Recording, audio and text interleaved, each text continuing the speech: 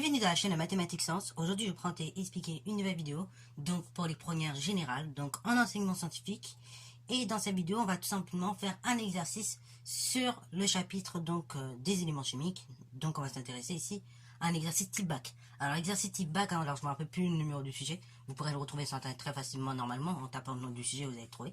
Donc c'est un exercice qui va parler de la datation au carbone 14, ainsi que de la protection des éléphants. Donc c'est un sujet globalement assez simple pour commencer l'année, vous allez voir.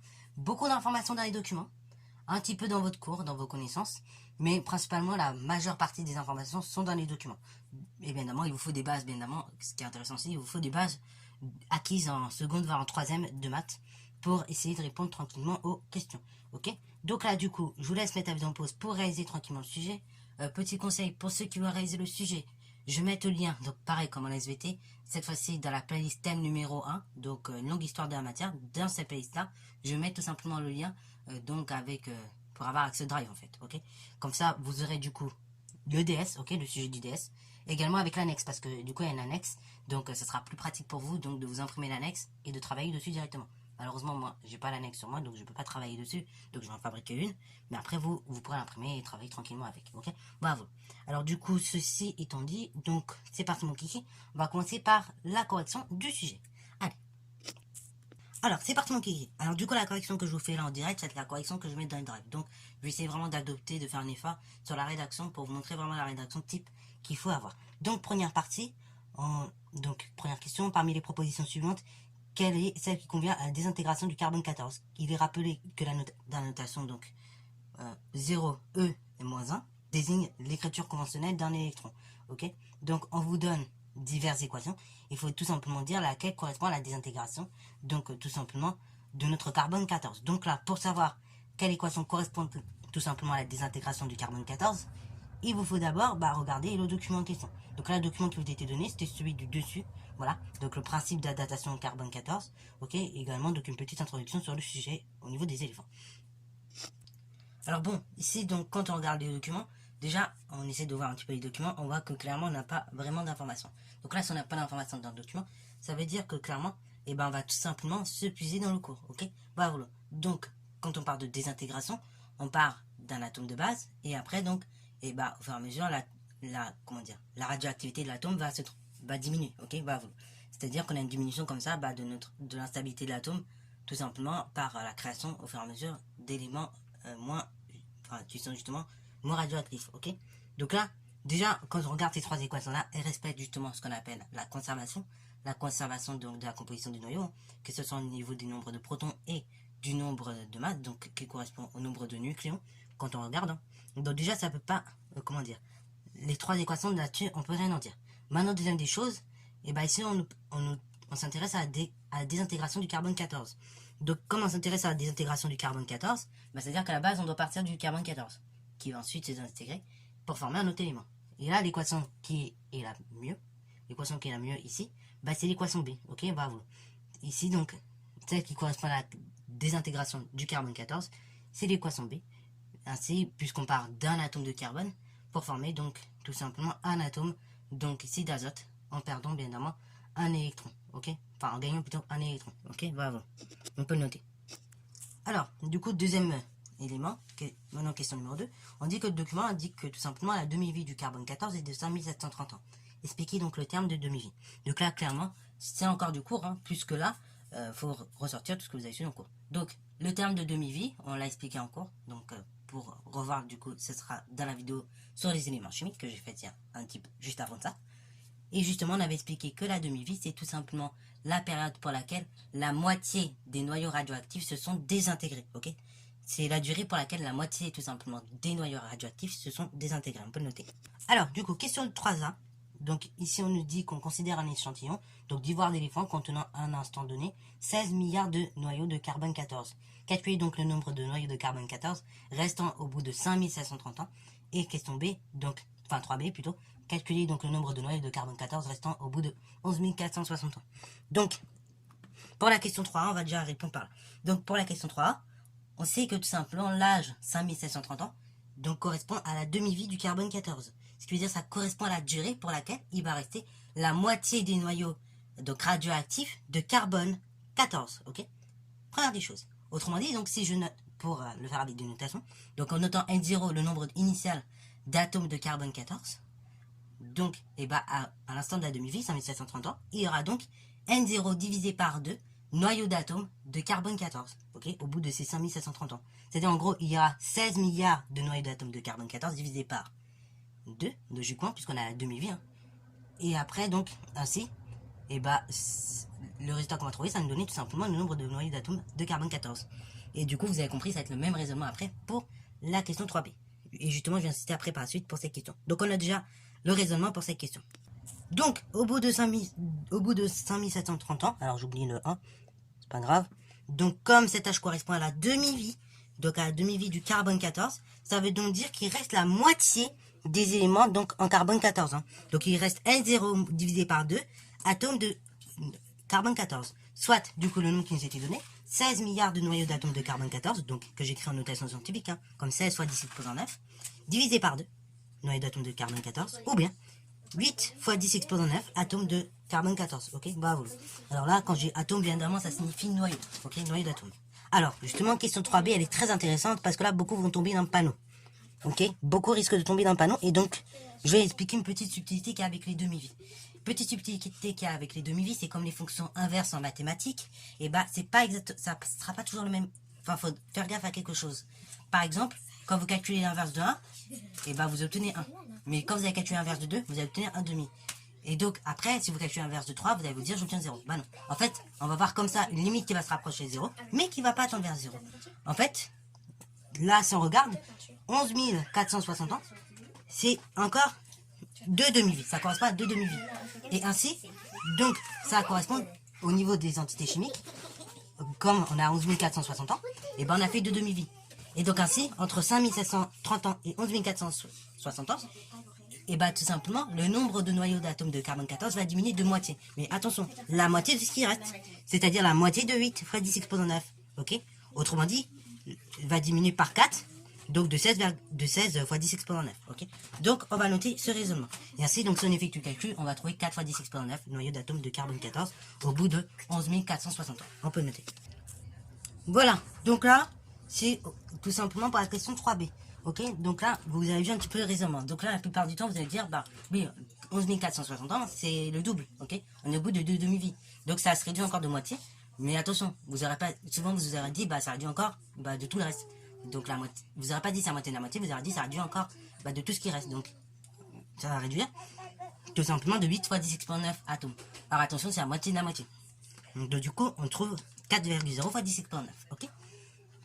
Alors du coup, question numéro 4, repérer sur le graphique du document 2, donc la valeur de la demi-vie de l'atome du carbone 14. On fera figurer évidemment les traits de construction sur la courbe reproduite dans l'annexe avec la copie. Donc là, je vais vous reproduire la courbe toute belle. Encore une fois, bien évidemment, elle ne sera pas la magnifique.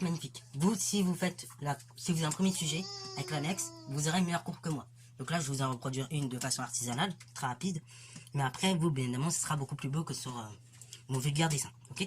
Donc, du coup, c'est parti qui je vais reproduire rapidement la courbe. Et après, donc, on va tout simplement indiquer la demi-vie.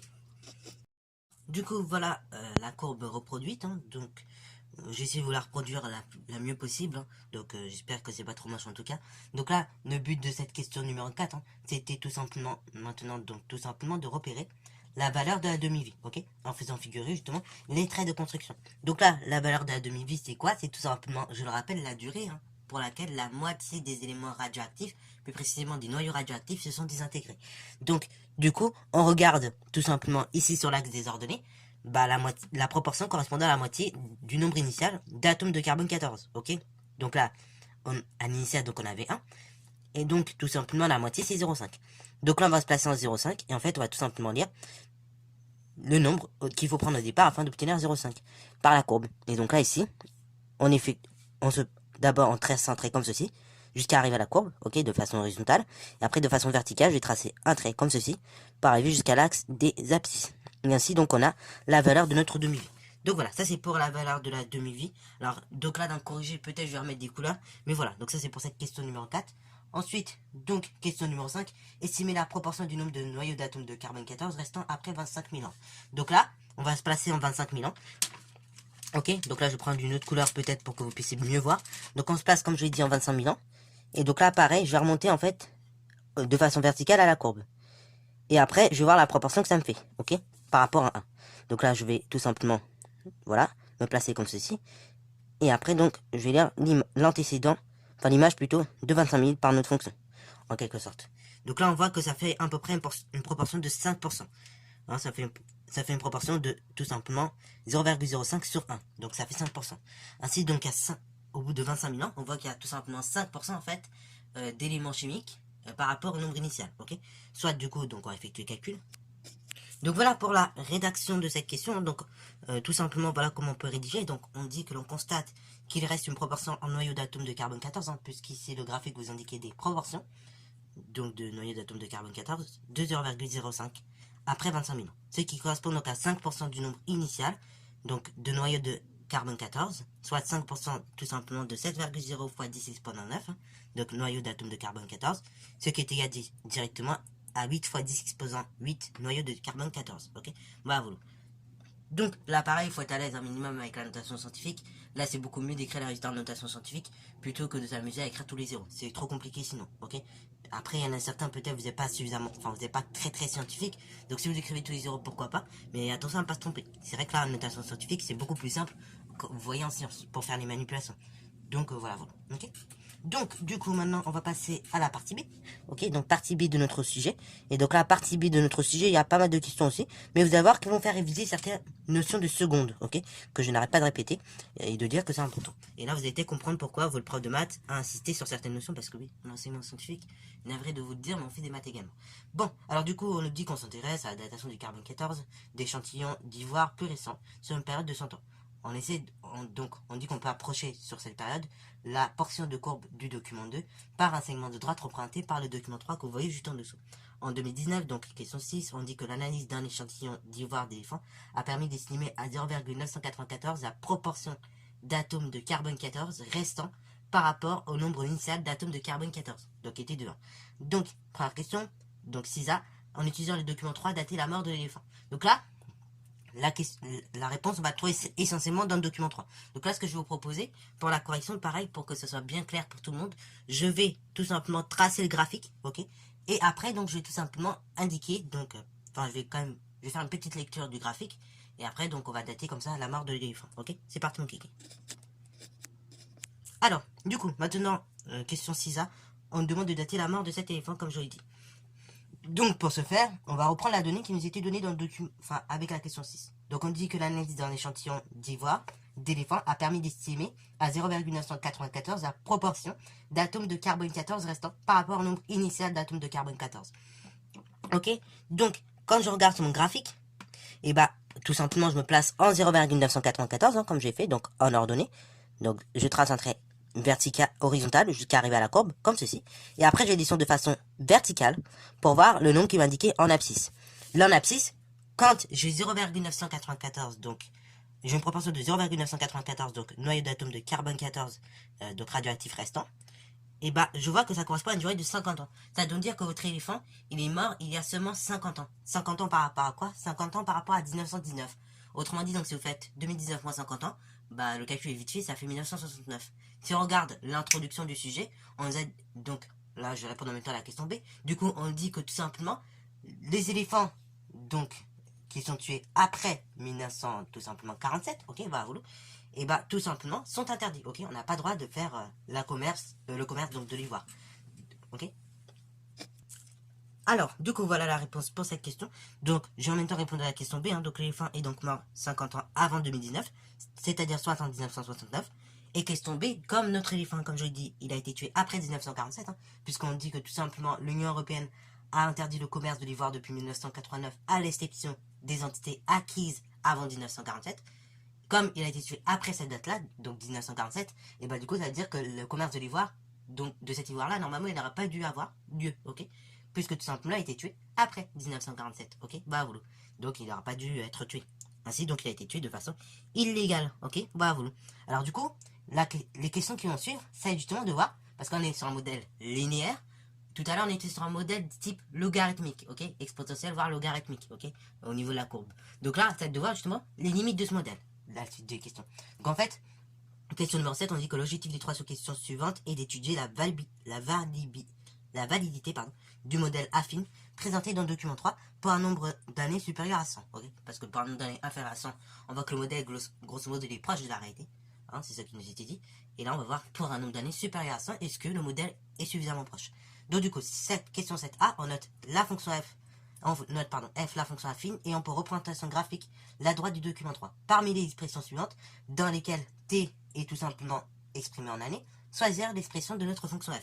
Alors oui, ça va vous rappeler des souvenirs, ça. Oui, je sais que certains n'aiment pas les maths, mais malheureusement, il va falloir vous y faire. En effet, en enseignement scientifique, comme j'ai dit, on fait beaucoup de maths. Donc, très régulièrement, je vais faire des rappels de maths, ok. Voilà. Malheureusement, parce que sinon, on peut pas avancer en enseignement scientifique. Le programme est fait de manière à pouvoir faire des maths, tout en faisant des sciences. Donc, du coup, je vais tout simplement vous faire un petit rappel là-dessus. Alors, petit rappel justement au niveau des fonctions affines très rapide. Donc, vous vous rappelez, normalement, il a été vu qu'en seconde, il a été vu en seconde deux choses. Il a été vu en seconde que tout simplement, une fonction affine s'écrit toujours de la forme suivante. F de x égale un nombre multiplié par x, ok. Donc, un nombre qu'on a nommé la plupart du temps a, ou peut-être m. Donc, ax, plus un nombre réel. Donc, qu'on note la plupart du temps b, ok. F de x égale ax plus b. Et donc, ce réel b, ou que vous pouvez noter m, que vous pouvez noter p des fois, donc c'est ce qu'on appelle l'ordonnée à l'origine, le réel b, ou bien le réel p des fois, ça dépend de certains profs de maths. En revanche, le réel a, c'est ce qu'on appelle la pente, ou le coefficient directeur de notre droite. Alors justement, on va déjà essayer de voir, parmi les 3 expressions de notre fonction f, et tout simplement, si déjà les ordonnées à l'origine sont différentes. Alors l'ordonnée à l'origine, comme son nom l'indique, c'est l'ordonnée qu'on a, donc au point d'abscisse 0, ok. Donc l'ordonnée que l'on a au point d'abscisse 0, elle vaut 1. Est-ce que là, dans les 3 expressions de notre fonction f, est-ce que, à un moment donné, on a plus 1 à chaque fois? Là, visiblement oui. Donc l'ordonnée à l'origine est identique. Maintenant, deuxième des choses, ça va être la pente, ou le coefficient directeur, qui va nous faire différer, ok, qui va faire différer les choses. Donc, pour calculer justement ce coefficient directeur, vous vous rappelez qu'on va prendre 2 points sur notre droite, ok, représentant la fonction affine. On va prendre un point A de coordonnées x, y, a, et un point B de coordonnées x, b, y, b. Et on va calculer comme ça la différence que l'on a au niveau des ordonnées, qu'on va diviser par la différence que l'on a au niveau des abscisses. Ainsi, de façon générale, on obtient la formule suivante. Le coefficient directeur A est égal donc YB moins YA divisé par XB moins XA. Ok, voilà. Ça, c'est le coefficient directeur. Lorsque le coefficient directeur est strictement négatif, il a été vu qu'on se retrouve avec une fonction tout simplement affine, strictement décroissante. Ok, voilà. Tandis que lorsque le coefficient directeur est strictement positif, fonction affine strictement croissante. Alors là, déjà, on voit que la droite, entre guillemets, j'aime pas trop ce terme, mais elle descend. Ce qui veut dire que, grosso modo, on a une représentation graphique d'une fonction décroissante. Puisque si je prends, par exemple, le nombre 0, l'image de 0 par la fonction f représentée par la droite, c'est 1. Par contre, l'image de 50, admettons, par la fonction f, là, c'est 0,994. Donc, on voit que plus on prend des nombres plus grands, donc en antécédent, plus en image, on obtient des nombres plus petits. Donc, on reconfirme à nouveau la chose suivante, c'est-à-dire on a une fonction strictement décroissante. On a une fonction strictement décroissante parce que quand on prend des réels x tels que x1 soit plus grand, soit plus petit que x2, au niveau des images, on a l'inverse. On a f de x1 qui est plus grand que f de x2, ok. Voilà, bon, ça c'est des petits rappels de secondes. Maintenant, concrètement, donc on va essayer tout simplement de retrouver comme ça l'expression de notre fonction affine, ok. Alors du coup, là déjà, j'ai donné pas mal d'indices, donc là on est sur une fonction strictement décroissante. Comme on est sur une fonction strictement décroissante, on va se retrouver avec un a strictement négatif. Il se trouve que malheureusement, là de façon directe, je peux pas déterminer laquelle des expressions parmi les 3 est la bonne. Chose qu'on peut dire par contre, c'est que l'expression B est complètement impossible parce qu'on a un coefficient directeur A, donc 1,2, qui est strictement positif. Donc déjà, c'est là, je la règle. Maintenant, il me reste 2 expressions possibles, soit la A ou soit la B. Pour savoir laquelle c'est, il faut tout simplement calculer la valeur de A, du coefficient directeur A. Donc, on va tout simplement dire la chose suivante. Donc, tout simplement, on dit que f est une fonction affine. Ok, voilà. Donc f, étant donné que c'est une fonction affine, elle s'écrit sous cette forme-là. Elle s'écrit sous la forme f de x, ou bien f de t d'ailleurs, puisque là ici la variable c'est t, donc f de t, pour rester vraiment dans notre exercice, égale à t, donc a fois t, plus un certain coefficient, plus un certain ordonnée à l'origine que l'on note b la plupart du temps. Alors pareil, au niveau de la rédaction, vous pouvez noter m multiplié par t, plus p, ok. Certains ont défini la fonction affine comme ça en seconde, ok. Donc c'est pas dérangeant, au contraire, ça revient au même. Alors, ça prend des choses. Deuxième des choses, donc, graphiquement,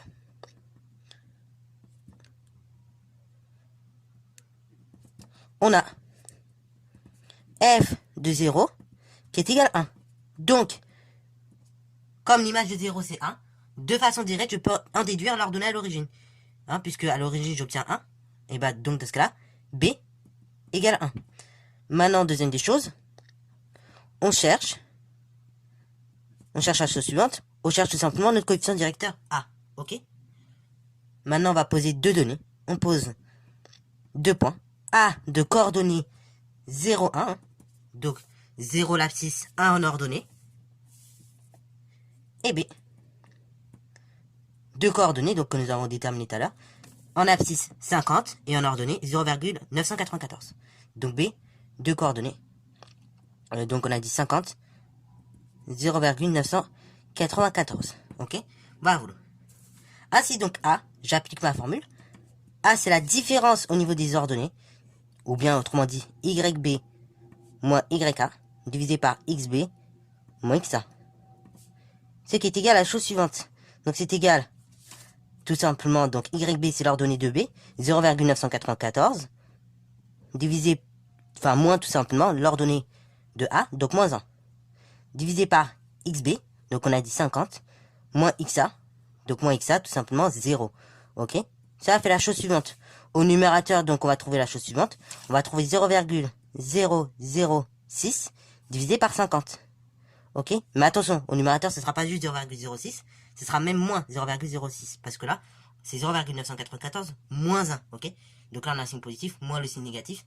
Comme ici, 1 à la plus grande distance à 0, bah du coup, on met un moins ici. Ok? Donc là, faites bien gaffe à ça. Et quand on effectue le calcul, hein, donc moins 0,006 divisé par 50, on trouve la chose suivante. Donc quand on effectue le calcul, on trouve moins 1,2 fois 10 exposant moins 4. Donc, en conclusion, on peut dire la chose suivante. Donc, pour tout réel t, f de t est égal à la chose suivante. Donc, le coefficient directeur, moins 1,2 multiplié par 10 exposant moins 4, multiplié par la variable, donc t, plus l'ordonnée à l'origine 1. Et cela, donc, correspond à la réponse suivante, c'est-à-dire la réponse A. Ok? Bravo. Voilà donc la rédaction de façon détaillée. Et là, je vous propose, là vraiment, c'est toujours bien de rédiger comme ça. Au moins comme ça, vous montrez au correcteur vraiment que vous avez acquis votre cours 2 secondes, ok? Et au moins c'est rigoureux, quoi, ok? Parce qu'il y en a, ils rédigent très vite. Et malheureusement, bah, c'est pas très précis. Là, en faisant comme ça, vraiment, c'est très précis. Hein? On met vraiment les points, on met vraiment après la formule qui nous aide à calculer. Voilà. Et on précise bien que c'est une fonction affine au départ, ok? Et voilà, ça découle de façon très logique parce que sinon... Après, bah voilà, si on n'est pas précis, et bah du coup, on peut pas comprendre ce que vous faites, ok? Bah voilà. Donc essayez toujours, même en enseignement scientifique, de garder un minimum de précision quand même dans le calcul, ok? C'est très important. Certes, on n'est pas en spécialité avec les chiffres significatifs, tout ça, donc on va pas vous embêter avec ça. Mais en revanche, dès qu'il y a un petit calcul, quand même, essayez d'être un petit peu rigoureux, quoi, dans la rédaction. Ok? Que ce soit clean. Alors du coup, question 7b, de calculer f de 5730. Alors là, question très intéressante, parce que vous allez voir, alors là, pareil, pour ceux qui voient l'aspect physique, chimie, des maths, tout ça, à force de faire des exercices comme ça, vous avez les raisonnements déjà en tête. Vous sentez vraiment venir la chose. 5730, si on revient un petit peu plus haut dans le sujet, on avait dit que c'était la valeur de la demi-vie. Ok? Donc normalement, si je calcule f de 5730, je dois obtenir tout simplement 0,5. Hein, je dois obtenir la moitié. Si je n'obtiens pas la moitié, eh ben, ça veut dire qu'il y aura un souci. Les deux modèles ne coïncideront pas. Ok?